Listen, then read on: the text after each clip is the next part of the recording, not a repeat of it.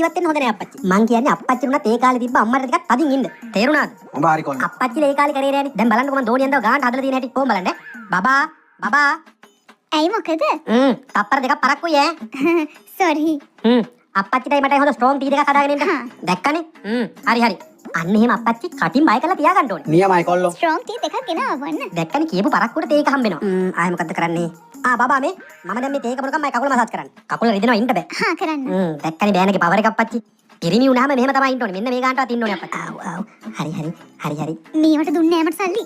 යඩි තව චූටි වෙලාවක්. ඊ පොඩ්ඩ වෙලාවක් හිටාන්කො තව. දැක්කනේ අප්පච්චි. හොඳට මසාජ් කරනවා. එහා පැත්ත. සන්තකේටම තියෙන්නේ මෙච්චරයි බබා. අනේ මෙච්චරයි තියෙන්නේ. අද දවසට විතරක් ඉන්නකෝ. අනේ ප්ලීස්. මේ ඔක්කොම සල්ලි ටික. එක දවසයි ආ. එක දවසක් තිබ්බනම් ඇති. මදිද මන්ද මේ ටික නම්. ඔච්චරයි තියෙන්නේ බම් මේ. ආයේ 5යි තියෙන්නේ. පහත් ගනින්කෝ. ආයේ නෑ ෂුවර්ද? නෑ මේ හොදලා ලුණුත් දාලා තියෙන්නේ. එහෙනම් කමන්නේ. එක දවසයි ඈ. ඔය හරි. මේ නාට්‍යයට උඹට දැහැන්න වේදන් වෙන්න ඇතිනේ. ඉඳා මේක ගනි. අපොයි අප්පච්චිට තේරුණාද කොහෙද? කමන්නේ ඉතින් 5000ක් වටනවා මේ වෙලාවට.